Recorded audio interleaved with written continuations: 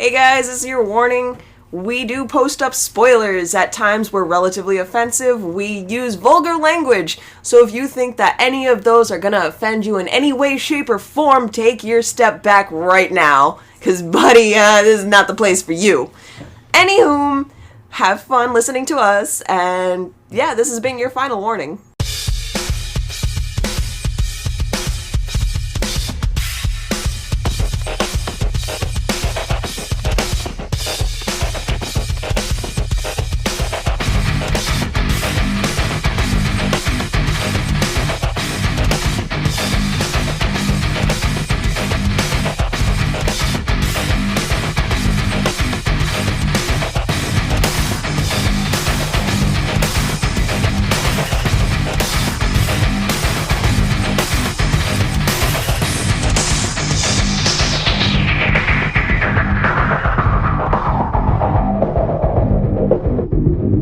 Welcome, my finely fucked up friends, to another edition of Cinematic Anarchy. And today we have with us the main crew. We got Miss B. And I'm on, getting off mute. I'm good. Yeah, we're good. Hi, guys. Hello. And yes, Mr. Omar as well, who's currently wearing his headset as a headband, which is a very interesting style choice. Alright, so we have decided to just dive into the podcast right here today. We're actually going to be discussing, near the end of the podcast, Gary Oldman in general. Several movies that we've watched starring him as of late. Yes! And as of early. Yes. And as of late and as of early. Keep in mind, we all have one extra movie that we watched with Gary Oldman in it last week. Or 2 weeks ago, I should say. True Romance. Year. So. I'm sure we've all seen fucking like Harry Potter and shit like that. No. Anyway, Boy. Gary Oldman as Sirius Black is fucking amazing. I will have to trust you on that. Obviously. The Firm. Not the one with, Not the one with Tom Cruise. Gary Oldman, The Firm, from Britain. And Nico's talking on mute again. Motherfuck! Gary Oldman carried that whole fucking cast on his shoulders. Are you kidding me? The only reason that movie was any fucking good is because of him. The Firm? Like, he flowed into his character so fucking well. Well, that's why they pay him the big bucks. That being said, we're going to actually start the head of the podcast today with Pitch Storm rather than going into the whole Gary Oldman discussion right off the bat. Got a couple of good premises here. We're going to go ahead and start with this one. A sorority conducting a dangerous initiation ritual is mysteriously turned into a bunch of 17-year-olds again. And so we have basically a sorority turned into a bunch of 17-year-olds, which, I mean, that's not that far off. Yeah, right? There were former sorority sisters. Like 17-year-olds. I'd say that would probably be a better idea. Maybe it's like the former sorority sisters that are coming back to visit their old sorority. Alumni. Their alma mater and whatever for a reunion. Get turned in to 17-year-olds again and try to intermingle with the actual sorority sisters. Their current counterparts. Okay. Something to that nature. Is there any, like, extra twist to that? So the note here basically says, can we add a scene where the villain explains the whole plot? So there's supposed to be a villain in this. A plot of some sort. Somehow they got transferred. I mean, that's kind of like a basic plot twist, but okay. Yeah, it's basic plot twist for any James Bond-esque movie and or, Okay. espionage so movie. So the alumni, right? Yes. They're secretly witches. Yeah. So, maybe it's just a sorority in general. That turns them back into, younger sorority girls, and they're trying to fucking take out the new girls and just keep the sorority forever. is going to be a fucking horror comedy. Sounds super 90s, too. Sounds like a 90s movie, lot. Okay. Yeah, right? So I want a trifecta. These three women for the three witches. Melanie Griffith. Jennifer Love Hewitt. No. We're talking the older ladies. Melanie Griffith, Susan Sarandon, and Michelle Pfeiffer. Who's the last one? Michelle Pfeiffer. Yes, absolutely. As the three witchy sorority sisters. And who will play the young versions of them? Oh, you got several people that can play the young versions of them, but you got... I want to bring in, oh god, I can never pronounce her name. Fucking, Tessa Farmiga? Tessa Farmiga? Yeah. Vera Farmiga. The younger sister. Oh, yeah. From American Horror Story, Violet. Okay. I want to bring her in as one of the fucking sisters. I'm trying to think of who would play the 17-year-old younger counterparts of these sorority sisters. Mm-hmm. Oh my, can we have Angela Bassett somewhere in there? Angela Bassett? Yeah. Why not? Oh god, her fucking, she's amazing. I'd say that your best bet is to either go with unknowns or like fresh off the farm Disney actresses. Yeah. I don't Yes. know, I want Angela Bassett like, could be a teacher. I want the, like, sorority alumni sisters to fucking, like, I don't know, get a spell from fucking Angela Bassett to turn themselves back into fucking young witches and Yeah, she will be like... rule the sorority forever for some fucking... Who would want to rule a sorority forever? What kind of fucking goal is that? Yeah. What kind of fucking life goal is that? Well, no. I mean, Goals. I kind of get it. You could fucking, like, you could take the youth of new girls trying to get into the sorority and fucking just, like, kill them or turn them into mice or something and say they ran away.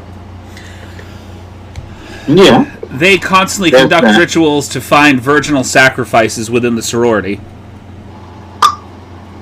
There you go. I think that's they have a way of being able to detect it via their spells and or whatnot, I guess. This seems like a typical, like, I want to say Witches of This Eastwick feels super basic. I want to say Witches of Eastwick meets American Pie. This should go a hard R. I want to make this almost as comedic as it is kind of weirdly horrific. I want to see some, like, Tucker and Dale versus Evil kind of, like, accidental killings. Well, I was thinking Idle Hands. Yes. I love it. So But this is still, like, pumpkin spice kind of basic. it really is. We gotta do something to kind of twist it on its head a little bit, because this seems like a basic kind of cookie cutter plot. Yeah. Let me see. Awkward silence, awkward silence. So we got the local sorority sisters that are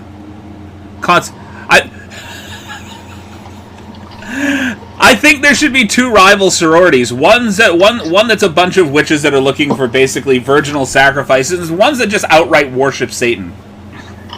So what role will Angela Bassett play in giving them a spell or whatever? She's the voodoo queen. She's like their leader of all them witches. Possibly. I want her to be the supreme. Them witches be crazy. Why do I feel like she should be dean of students? Oh my god, yes! But also the leader of the witches. Right? She's thick in the plot, but I also think she should be like the dean of students. I agree. And,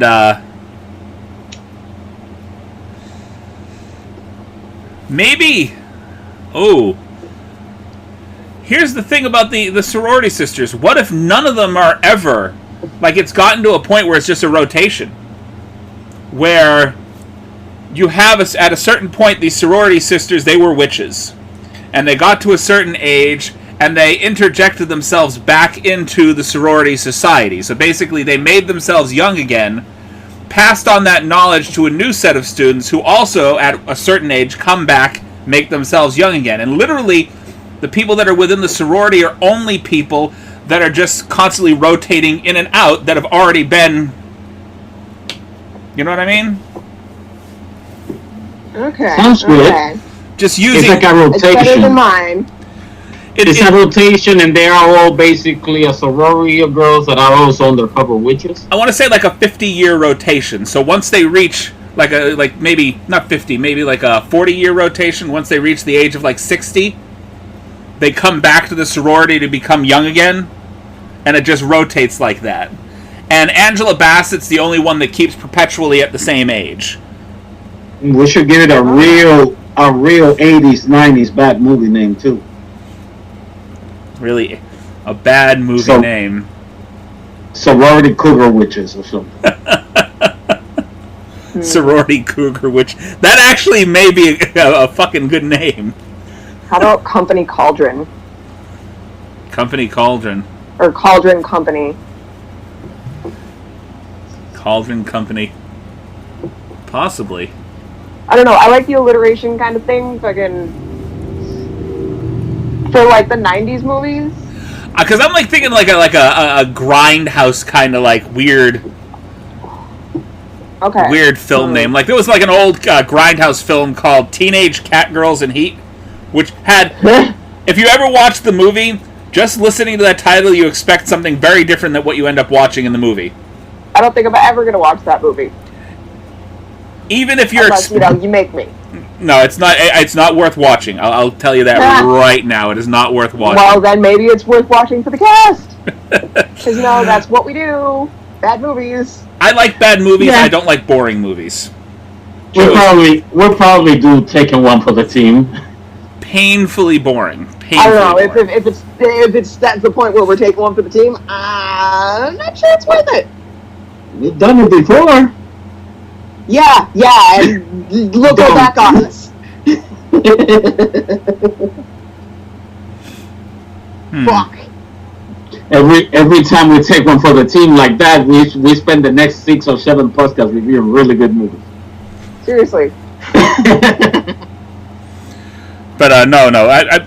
I've watched enough movies. Like I love really bad, kind of goofy movies. Things that are just so bad they're funny. Like Tammy and the T-Rex was so bad it was fucking funny as hell. I wasn't there for that one. No, you were not, but you definitely should have watched that one. It was really bad. Yeah, well, it was really crazy. But I like those kinds of movies. Then there's that next step that is just so bad it's just bad. Like it's so painfully boring. There was an old movie called, it was starring Brooke Shields, called Alice, Sweet Alice, when she was a little kid. Basically played this like little kid serial murderer. It was so painfully boring. That was before the Blue Lagoon. Yes, thing, right? She was a little kid, yeah. Before they really sexualized her in the Blue Lagoon movie. Yeah, but there was one also before this that she did with, was it that old man? What was his name? I can't remember. With the glasses. Hirsch something. Just You and Me, Kid is the name of it. Judd Hirsch? No. It was a George, very old actor. Oh God. Not George Hamilton. No, that's not a very old. He's a very old actor. No, I'm talking about a very old actor. George Burns. George Burns. Got you. It's the movie is Just You and Me, Kid, and I believe that was Bruce Shields. Yeah, I think that is. You're right. I think she did that around that same time, or she did that one about her being a serial killer little girl before that. Even. But I know which one you're talking about. Anywho. Yeah, dead silence. Anyway, nothing like talking about Brooke Shields to completely kill a conversation. So where are we going with this movie plot? I don't know what the whole purpose to it is, other than like, I want to just say it's just a pact that they have with themselves to constantly keep themselves alive, to keep themselves youthful. There needs to be somebody. I want a bumbling idiot that just falls into the middle of the thing and fucks the whole thing up. Played by Larry the Cable Guy. Okay, so some bumbling idiot comes around and fucks everything up, and Angela Bassett's character starts aging to her actual, like, human age, and fucking, like, the witches, they have to figure out how to, like, get her back to normal, right? And fucking, so, like, that's gonna be the whole, like, plot twist of the movie, alright? And this bumbling idiot turns out to be not so much of a bumbling idiot, and it's, like, this all giant plan, and fucking, like, they played it out to be, like, this huge mistake, and they were trying to be all buddy-buddy with the coven and shit, and fucking, like, towards the end of the movie, he starts, like, explaining this big fucking scheme about how he wants to take down the witches, but first he has to take down the fucking head witch that's been there the entire fucking time since day fucking one. Angela Bassett. I know who should play the idiot that... I know who we were talking about. Bruce Campbell. Yes. I want two guys, basically, that are looking to take down this witch's coven that have been trying to do it for a long time. I want a team up between Bruce Campbell and Eric Roberts. 1 second. Eric. Can you imagine those two guys playing off each other? Yes, abso-fucking-lutely. I want to throw in there for just, like... Who? Ray Liotta. Ray Liotta.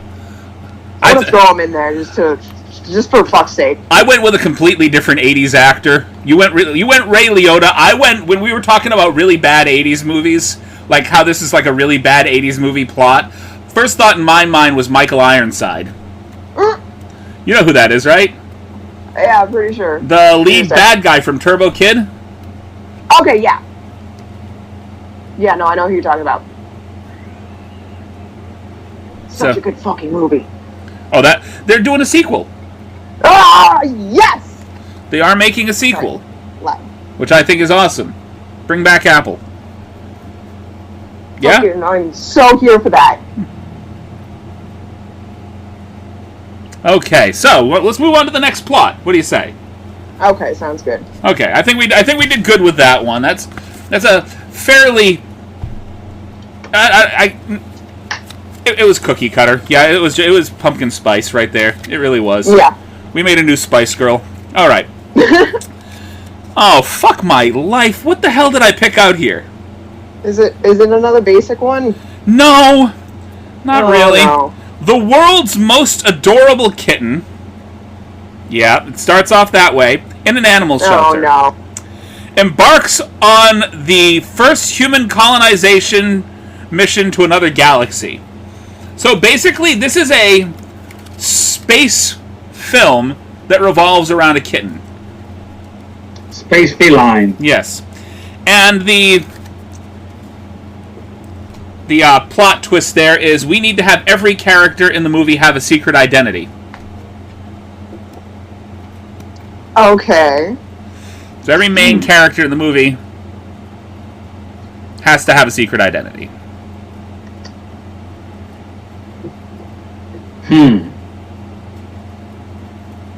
Okay, so like we're talking like cats and dogs, kind of fucking.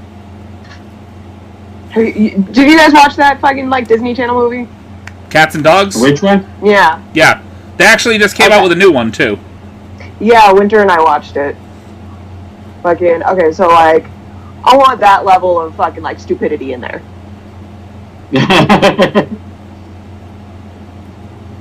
Cats and Dogs is the one that they are spies and Yeah. have all kinds of gadgets under the doghouse. Have like headquarters. Everybody has a secret identity.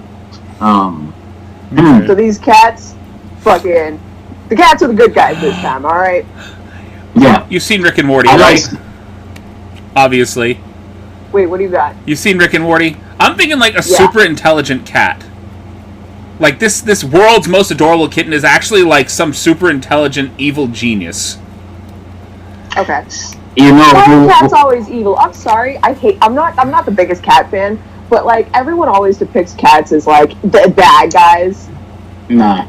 I like this cat to be a very a genius with a dirty mouth, voiced by Samuel L. Jackson. I like the genius with the dirty mouth, but I think we use Samuel L. Jackson a little too much. Christopher Maloney. Yeah. Who do you think? Christopher Walken. Christopher Maloney. Oh yeah, that too. Christopher Maloney. Law and Order. He was just recently in Happy.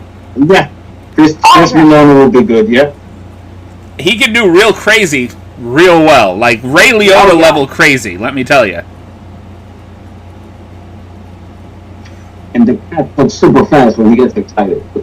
Yeah, no, I like Christopher Maloney for that. And he's gonna be like the only animal in this mission. No, I want to say this is a think of it like a space ark.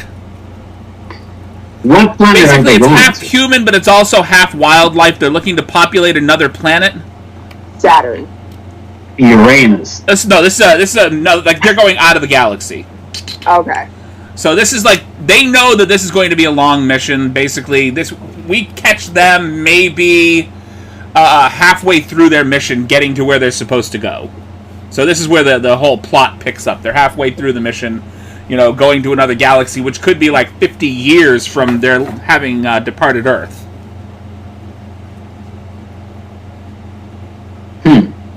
Okay. So the whole thing takes place within the ship, or do they get to such planet? I want to say the whole thing is going to take place on the ship. I want to think it's like a subspace biodome of sorts. And it ends with them getting there, basically. Right. It may not end with them getting there. It may just end. Period. The whole thing may just be it ending. The whole arc never gets to where it's supposed to go. They end up dying in space. Yes, we're just like all. Woo, look, I'm seeing long swaths of quiet here. We're just like, yeah, I know, right, dude? Fucking shit. We're like off our shit today. Well, we had like a whole week hiatus from both podcasts. We're both kind of drained. I know everybody's drained right now, and that COVID fever is getting to everyone. It really is. I don't know. These plots aren't like speaking to me. Maybe we should just make our own. Like, we haven't actually sat down and just tried to just do something. We always go by the cards. We could always just make up our own fucking plot. We could. But of course, I don't have the brain power for that right now. No, we could, but we're not going to. Okay, so what's next? What's next on the agenda for this? For this kitty expedition. Right? So I want to say this is like a Noah's Ark kind of thing. Okay. Well, we gotta think of actors and match them with animals. I like.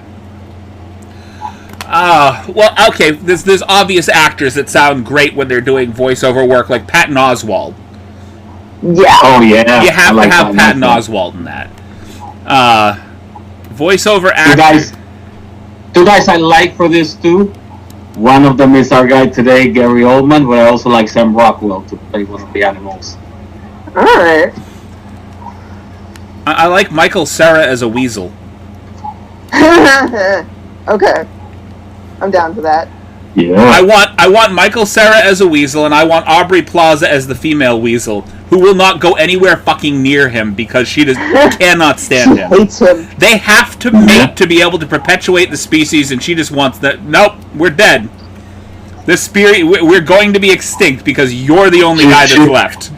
She'd rather her species of all the end. fucking weasels in the entire fucking world, y'all had to give me this one. Nope, the species is gonna die. I don't give a shit.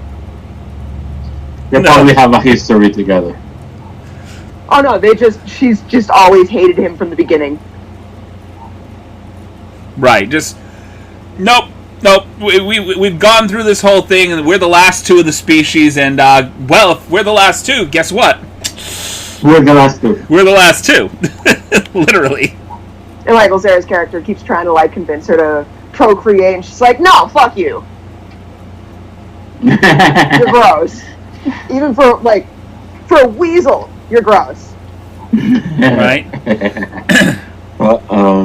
Like, there's weasels, and then there's whatever you are.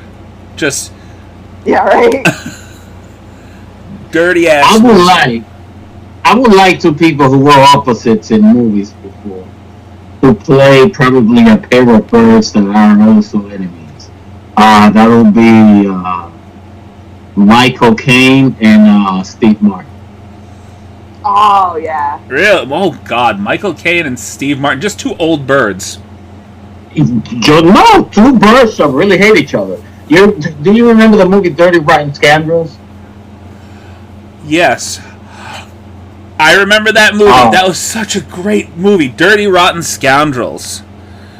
Okay. There were two pieces of shit, and they hated each other. I've got the whole idea now in my head.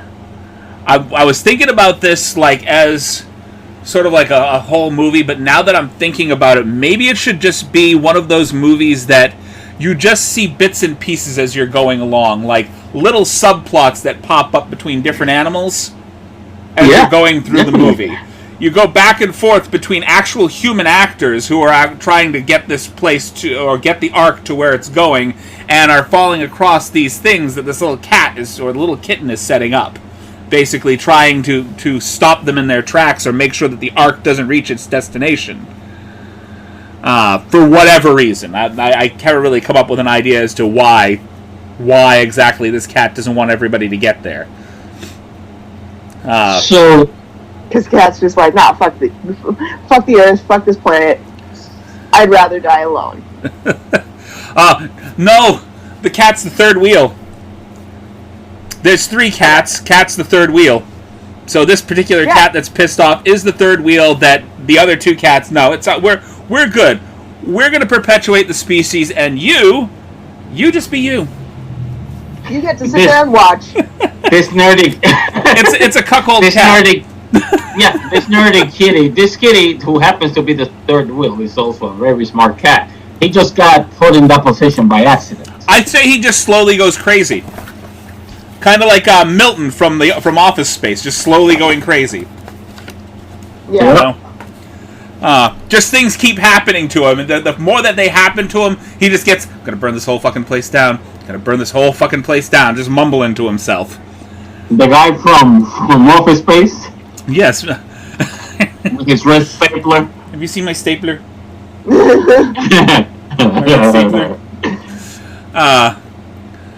But I see, like, as the cat's passing through the arc and passing by each individual animal, you get to see into the lives of these animals and what's going on.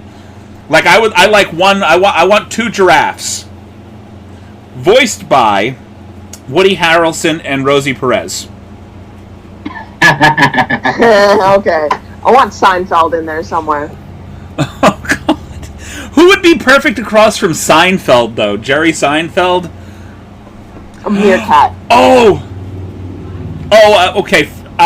Wait, you want a meerkat? So these are going to be two meerkats. What are you thinking? Tortoise. We're obviously we're trying to set these up as pairs. I see 4 meerkats. Right? They're supposed to perpetuate the species. However, the one played by Jerry Seinfeld is gay. Yes. And he's in love with the other meerkat who's played by Ben Stein. I want Hippo to be played by fucking Ben Stiller. Ben Stiller. Which one do you want? A hippo played by Ben Stiller. Voiced by Ben Stiller. Yeah, that makes sense. The hippo has a lot of insecurity problems. Yeah. Who would be the female hippo? So we got Ruby Rose. Ruby, With the Australian accent, I don't know, I love it. an Australian hippo. Well, I mean, Yes. there's hippos in Australia, so I mean, Yeah. I don't know where I was going with that. I don't know. But we haven't cast I don't think any of the humans should be of consequence. I feel like every single human on this ship should just be like the one guy that you'd never recognize in the away team in Star Trek movies. The guy that is always there to get killed. Yeah. Like everybody in the ship is literally that guy. Yeah. They're of no consequence. So you don't have to give big name actors those roles. Extras with lines. Basically. So you get the feeling that everybody on the ship is absolutely expendable and it all just revolves around the animals. What name do we give the ship? It's gonna be a huge ship. Just simply call it the Ark. Yeah, The Ark. Yeah. I like it. But like the feeling that I want this ship to have, because we're revolving it around the animals, I want this to be the feeling that this is like the decline of human society and that the animals are starting to combat to see who's going to be the next dominant species. Okay. And all of a sudden, this human come and swoop two of each and take them away. So there's a faction of animals that are all excited about going away somewhere else, where there will be peace. And then there's this other faction of animals who really want to stop the ship from getting there at all. Okay, so the decline of human existence, zombie apocalypse. I want a zombie apocalypse to start, and then the fucking animals like try to figure out how to get off Earth to fucking survive. Yes. So you said zombie apocalypse. I'm picturing this kitten. The kitten gets into like the med bay, and he's sitting there looking around, and he has this like face-to-face confrontation with the I guess whoever the med bay doctor is at that particular time. Maybe we can give him an actual face. Maybe like John Glover or somebody. Okay. Yeah. And he comes across just this one vial, and the doctor's like, "Don't you fucking dare!" And the cat, being like a cat is, you know how they kind of like Just womp. Yeah. The vial breaks, and that's when the zombie apocalypse starts on board. And it doesn't affect animals, only fucking humans. Yes. And it's contagious from human to humans. I love it. Ah. Basically, the only reason why the vial exists on board is because the Ark was designed to escape the zombie apocalypse that already happened on Earth, and they were trying to make sure that they made a vaccine of some sort in case this followed them. What they didn't expect was that a cat was going to let loose the original virus on the ship. Ha! I love it. Mm-hmm. Make part of the collapsation be that the humans, on instinct, once they become zombies, on instinct, they just start killing them. I feel like we need to have a couple of other big name actors in there. I want David Spade in there somewhere. I definitely want David Spade and possibly... Oh, here's a good one. We have to have like maybe the dogs, a couple of dogs, played by James Franco and Seth Rogen, and their female partners. We always use them. Well, of course they're great, but they are good voiceover actors. They are. You're right. But I want them to be so buddy in the movie that they're actually forgetting what they're supposed to be doing. Like they're like the best buds, and they're constantly hanging out. And their girlfriends are trying to perpetuate the species, but they just keep hanging out. No, come on, come back. I'll be back home soon. I'm hanging out with my buddy, you know. Sounds like a dog. Okay. I want Patrick Warburton in there. That plays like Joe on Family Guy or yes. Kronk. He also played Buzz Lightyear when the Disney series started up. Yep. Oh, yeah. Or my favorite incarnation of Patrick Warburton, the original Tick. Yep. If you have not gotten to see Patrick Warburton as the Tick, you have to watch that. Okay. Nothing like seeing that dude in a skin-tight blue suit with antlers. Yeah. Oh, it was... There's a Spanish guy in there, they call him Batmanuel. Manuel. Yep. It was a pretty fantastic TV show. It only lasted a season, but it was well worth watching several times over, just because he's just so great as a comedic actor. That dry, deadpan humor of his. Yeah. Where can we find the original Tick today? Probably online. Honestly, Amazon probably has it. Amazon has a new version of it. I think they have the new version, the most recent version of the Tick. I don't know that they have the actual original TV show. No, that's what I was asking. Where, like, online? I'm sure online, but where online is the one I'm wondering. I'm gonna look for that at some point. It was funny. I remember it. Batmanuel. No, it was absolutely hilarious. I've always loved Patrick Warburton as an actor, even when he was in Seinfeld. Mm-hmm. Yeah. The ultra hockey I fan. don't know, Seinfeld never really like did it for me. Seinfeld himself never did it for me. But the actors that were in there, I mean, I like Michael Richards. Yeah. I loved Jason Alexander. I thought he was funny as hell. Patrick Warburton was perfect in that movie, and even Julia Louis-Dreyfus was fantastic. It was a shame that the show had to revolve around him. Yeah. Yeah.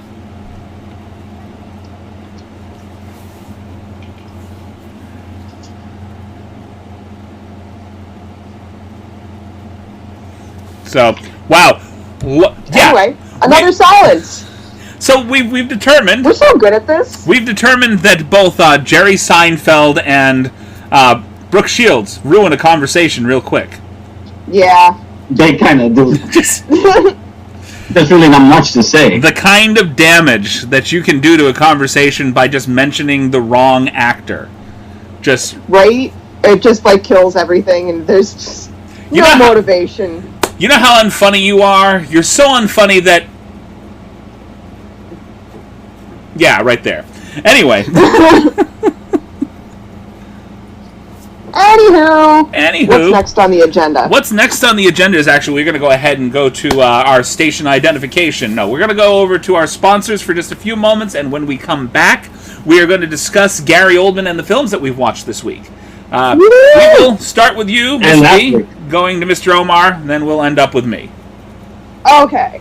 However, I feel like I've already watched the movies you guys did, so I'm just going to be... I mean, I can bring up a whole bunch of Gary Oldman movies that I've already seen. I just watched them this week. I mean, I've seen a ton of Gary Oldman. I didn't get to watch the one that I really wanted to watch, and what happened? You get shocked? No. It does just... Oh, I got a very uncomfortable feeling in my ear, and it was just my hair. Oh. It felt like there was a bug crawling around inside my ear, and there's a headphone in there, so it's just like stuck in there, and it felt very uncomfortable. This is why I shaved my head. That's a good reason. It really is. Yeah. All right, we will be back. Thank you for sitting through our sponsors once again, and we are back to discuss the movies which we have watched over the past week involving Gary Oldman. I was going to say Gary Shandling again. Fuck me. Gary Oldman. So, well, we're going to go ahead and start with you, Miss B. Okay, so I watched The Firm, which is this like 1988 movie, and you know, the critics described it as like at the time a modern day Clockwork Orange, and I can kind of see it. Like Gary Oldman, he like runs this gang of like soccer players who like fuck shit up, and they're like, "Oh, I do it for the buzz." And the entire time, Gary Oldman's wife is trying to get him to like stop running around with this fucking gang because he's gonna get himself killed. And he's like, "I do it for the buzz," and she's like, "Well, buy a fucking beehive then." Like, stupid. And fucking like, I don't know. It's a really good movie. I mean, considering all the other actors, I don't know, Gary Oldman carried the rest of them on his fucking shoulders. I haven't gotten to see that. So. Not literally. No. I know, not literally. I would love to see him carry an entire cast on his shoulders. Good luck with that. No, I've never seen The Firm. I mean, I've seen the one with, what's his name? Tom Cruise. Tom Cruise? Was it Tom Cruise? Was it Tom Cruise? I think it was Tom Cruise. Yeah. Yeah, it was. Tom Cruise, Ed Harris was in it too, I believe. Womp womp. It was basically Tom Cruise as a lawyer versus the mob. Yeah, that. But it's not that. No, that, but it's not that. The Firm, yeah, The Firm is a group of soccer fanatics. Yeah, and so like. Hooligans. Okay, so there was this one part that really like fucked with me. Gary Oldman, you know, he's like on the phone talking to someone that he's like in the middle of this brawl with, and his baby grabs his little fucking pocket knife that he keeps stabbing everybody with and slicing everybody up with, and God knows how many fucking diseases are on that pocket knife. Fucking grabs the knife and starts like sawing the inside of his mouth. The baby's just like chewing on it, and fucking Gary Oldman's just like on the phone screaming at this person, and he turns around and he's like, oh my fucking god! It's fucked up. I openly gasped at that. Just, oh god! It's mental. Anybody that has children would gasp at that. Yeah, it's mental. The parental instinct is the first thing that would make you gasp at that. I mean, I guess if you don't have kids still. That was a moment. Yeah. And then I watched The Professional, which is, you know, a fucking classic, but also I hate the way the directors, like, portrayed Natalie Portman's character. Just, like, she's a little ass fucking kid. I get it. I get that's, like, you know, how some people cope with abuse by being overly sexual or sexualized, and I don't know, they could have definitely gone a completely different way with it without her trying to, like, you know, fuck a guy that's 3 times her age. I understand where they were going with it because of how fucked up her family dynamic is.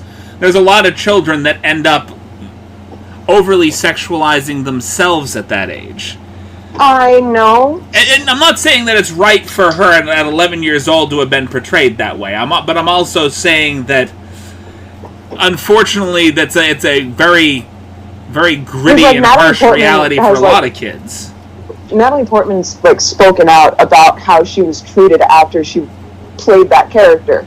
And, like, it's fucking gross. People were talking about how things they would do to her as, like, a fucking 11-year-old child after seeing the movie, because, you know, she's fucking over-sexualized, and she, like, has made it known how uncomfortable it's made her entire fucking life.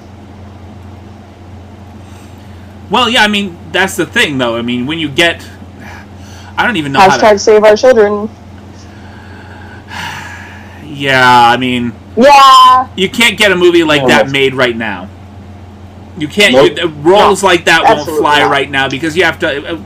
Hollywood was very, very different at that point. It was filled with toxic guys running the show. It still is, and they're just being outed now. Yes. But, yeah, no, those are the movies I watched. I'm going to keep it short and sweet. They're good movies. I recommend them both. I don't know. I also really like Gary Oldman's portrayal of Sirius Black. Even though, you know, J.K. Rowling is a piece of shit. Okay. Anywho, on to the next one. This podcast not sponsored by Harry Potter. No. Right? Omar, what'd you watch? I actually watched The Firm 2. I also watched one of my favorite movies with Gary Oldman, Tinker Tailor Soldier Spy. Tinkle Tailor? Great. That's a completely different movie. Soldier Spy. That's the kinky porn version of that movie. Tinker Tailor? Yeah. Tinkle Tailor.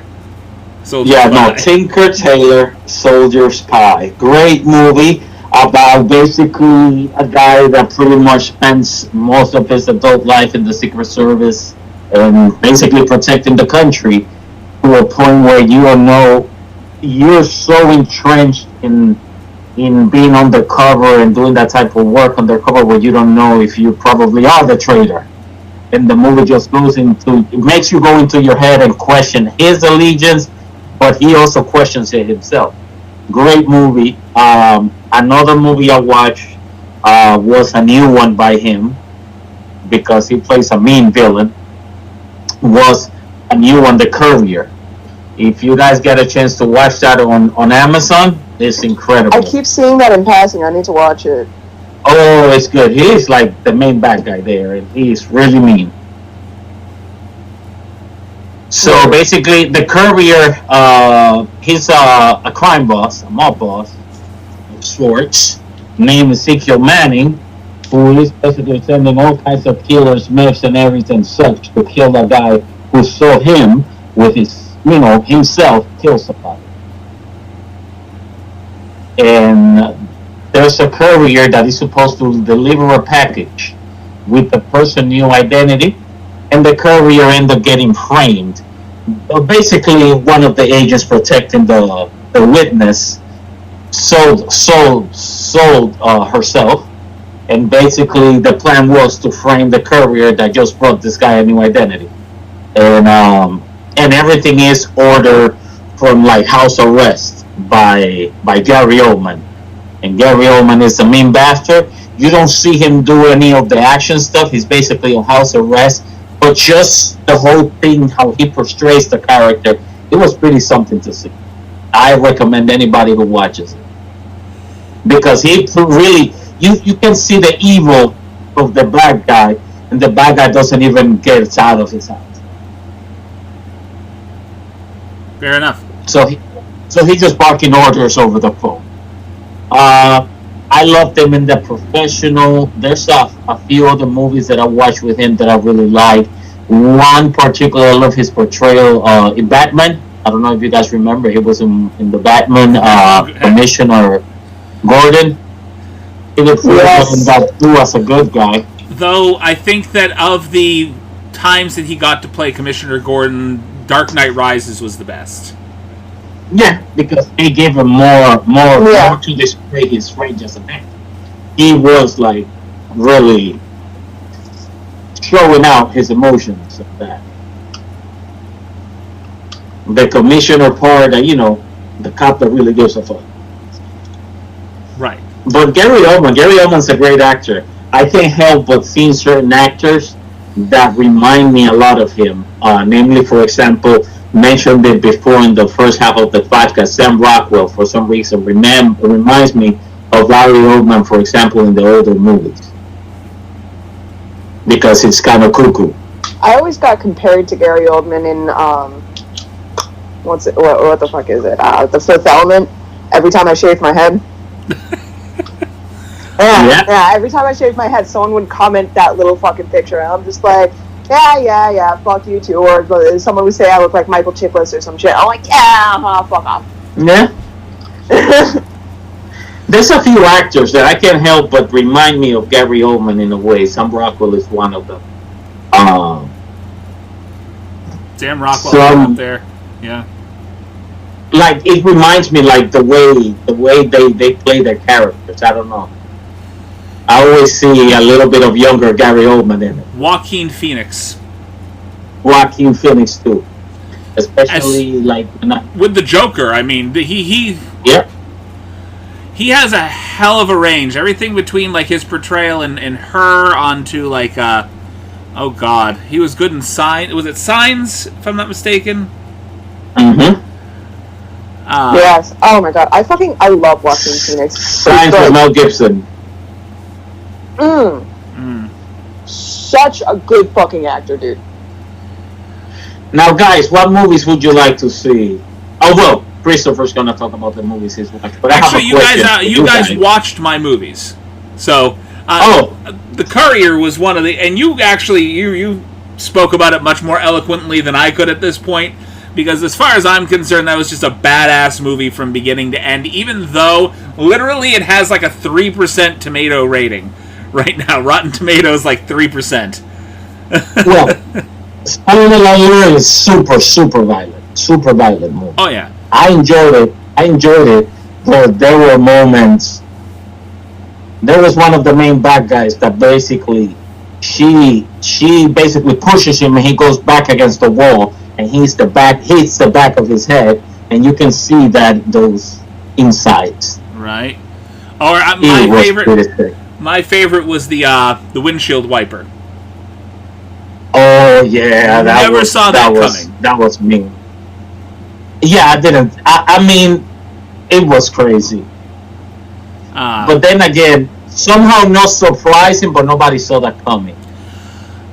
Oh God, what is that actress's name? The lead actress. I see like Olga Kurylenko. She has like a whole femme fatale vibe going on. Like she should do that a lot more often. She has another movie that she's kind of that type of deal. Okay, what other movie is that? I can't remember the name of it. You can't remember the name? It's on Amazon. It's on Amazon. I saw it on More Like This, on the customer also watch and whatever. It's there. It's a movie with her like that, kind of like she's on the run, killing many a motherfucker. Okay, so I mean, you pretty much spoke about that movie just as well as I could have, and I love movies, so I should be able to speak a little bit more at length on it. But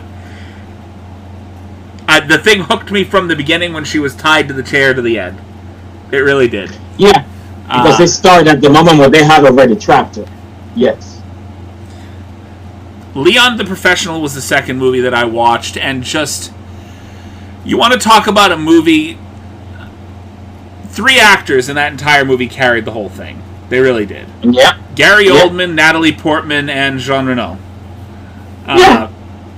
And pretty much. I thought that the way that he popped the pill, cracked it between his teeth, that whole thing that he came up with, the passion in the role. Yeah, I get it. He never. That's the first movie that I fell in love with him in. That as an actor, I did not fall in love with Gary Oldman. not like the president fell in love with Kim.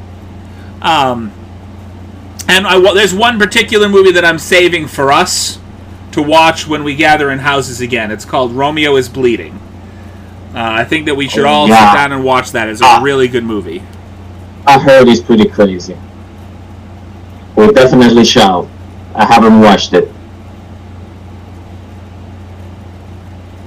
Now the question, guys. Movies that Gary Oldman probably wasn't in, since we're basically honoring his body of work, that he wasn't in, that you would have liked to see him probably star in, or in the movie at all, either as a main character or villain. Any of the Greek mythology movies. Die Hard. Die Hard would have been. He could have played a Die Hard villain. I would have liked to see him in like one of the new adaptations of like Clash of the Titans.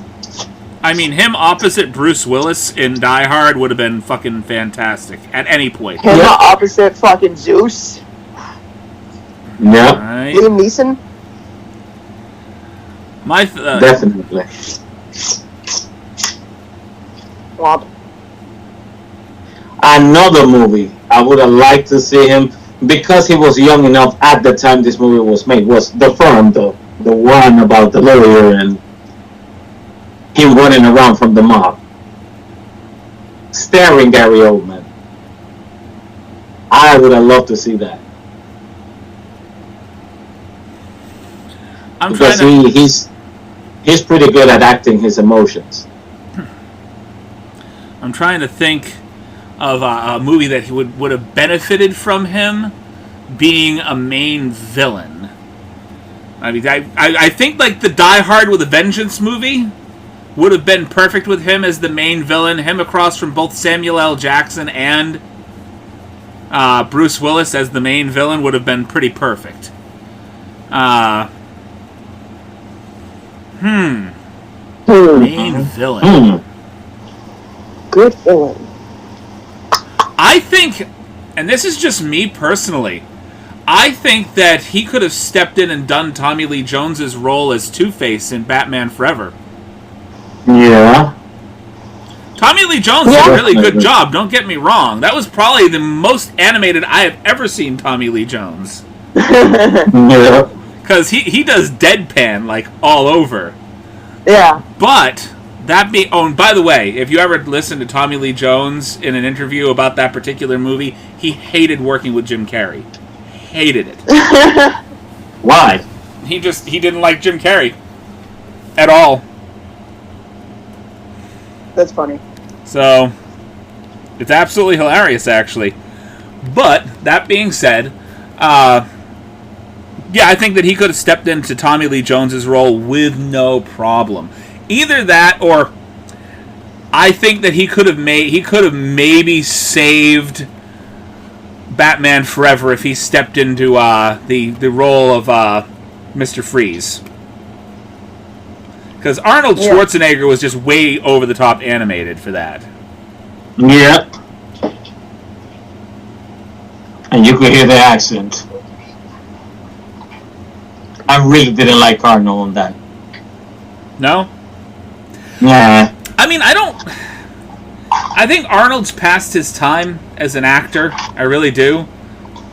There's certain things that he did well, and there's certain things that he needs to just stop. Isn't he, like, not acting anymore? No, he still acts here and there. Oh. I don't know, man. I don't know, I got figured after the whole, like, Governor of California thing. Oh, he did a lot of stuff. Like, chill out. Like, he did a lot of stuff like that movie with Johnny Knoxville, was it The Stand? Where he played, like, the old sheriff and all that. He did, oh, God, he did several films after that. All of them horrible. Horrible movies.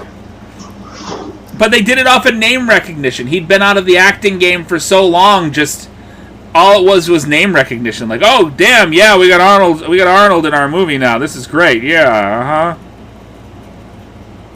Well, beautiful. You got Arnold in your movie. Congratulations. Mm-hmm.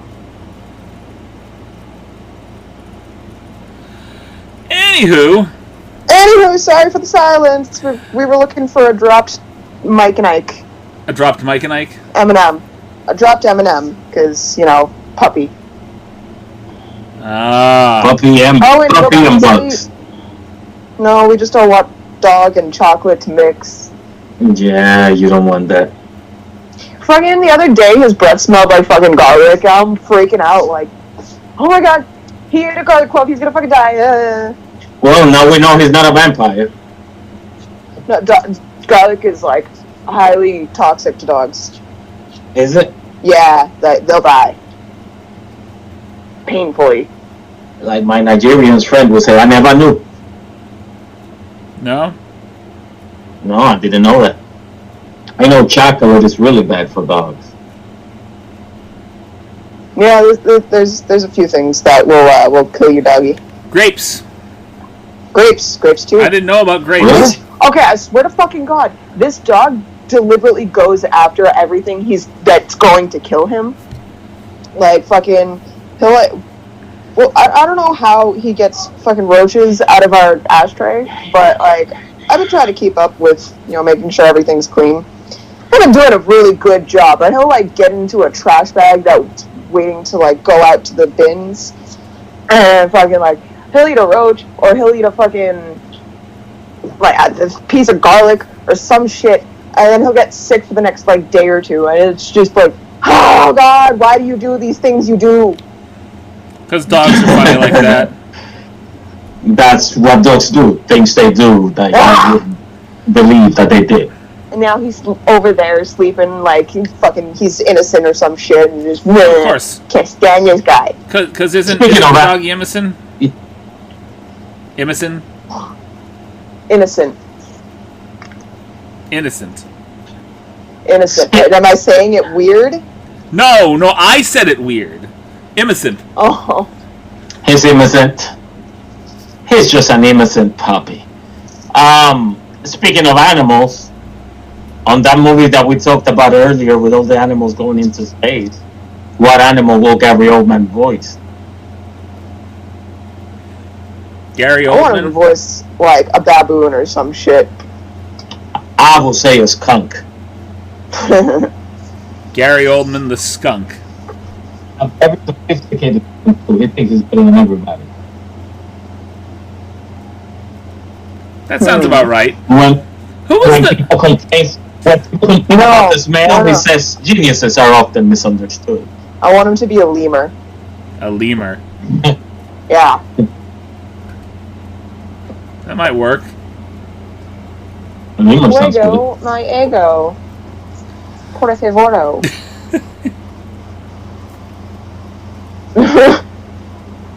Dankeschön. Dankeschön. Dankeschön. Anyway, before we cut off the copyright. Yeah, no, yeah. Don't be singing other people's music. What are you doing? I won't do the thing. How could you? How could you? Anywho. I do not own copyrights to that music. Disclaimer. Yeah, no, we don't own it. We don't. We own the little silences in between everything, though. We own that. Yeah, right? Isn't that fucking fantastic? Isn't it so, like, zen and peaceful? Sorry, guys.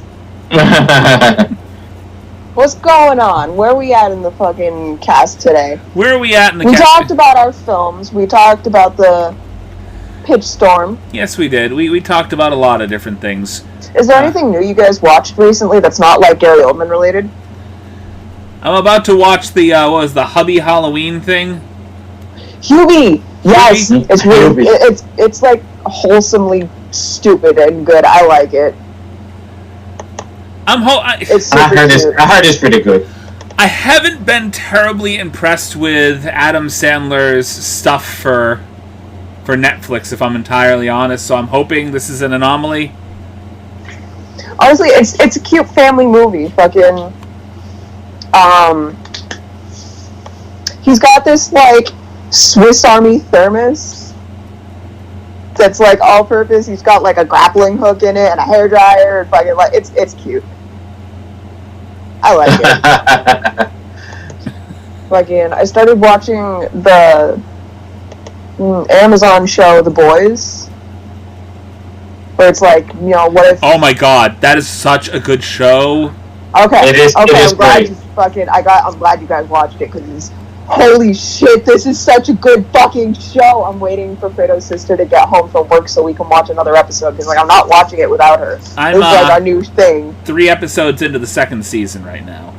Oh fuck you! No spoilers. I'm not that far. I'm still. I think I'm on episode like 7 of the first season.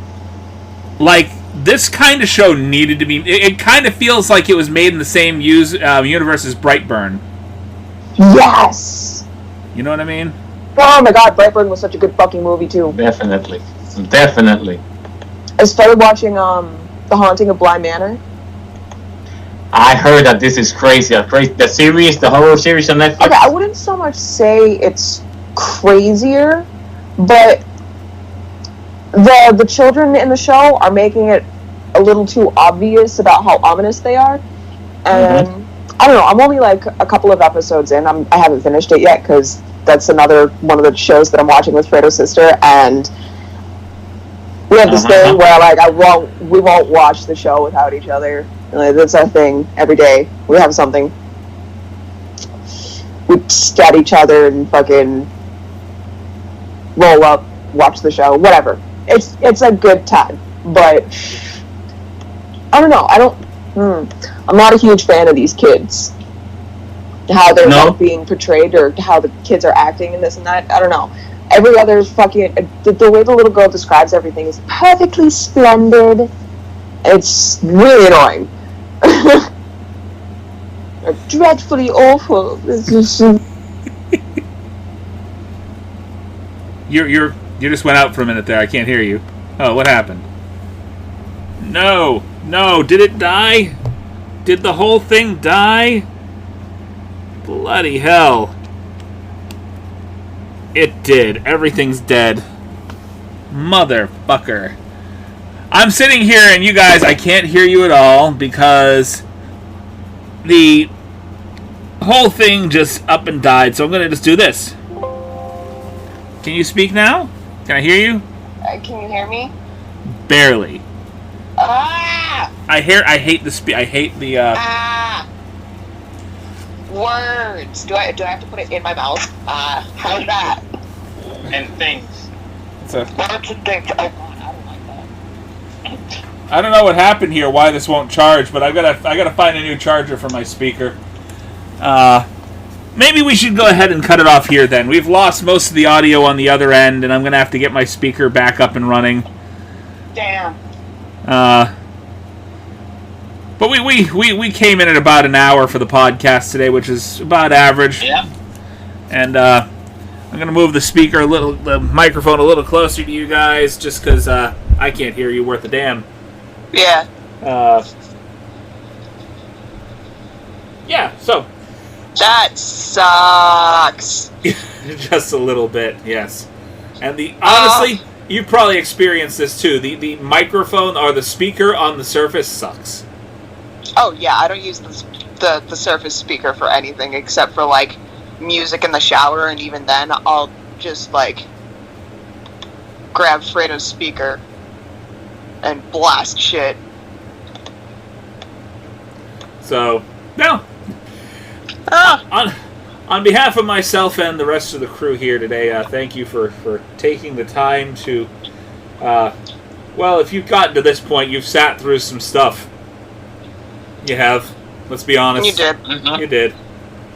Awkward silence. This was not our best episode. There's a lot. Another silence. Yes, like There right here. is another silence. Like right here. And I got the microphone like directly in front of you guys too, so I can barely see you. Oh my I can god. look around the microphone to be able to communicate. We should title this episode "Silence of the Goldman." Silence of the Goldman. Of the old man. I'm sorry. Or did I think Goldman? Silence of the old man. Anywho. Yes. Thank It's been you. real quiet. Yeah, well, we can go out on some silence. We've been giving them so much silence. Let's have silence at the end of the podcast. Just. All right. Love you guys. Bye. Womp. Womp. Womp womp. Womp. Womp womp. This is a terrible way to end the episode. It fucking is. You're right. What are we doing? Okay, we're done. We're done. We're gone. Bye. There. Wait, no, I hit the record button. Not the. Okay, fuck. There's stop. Oh my.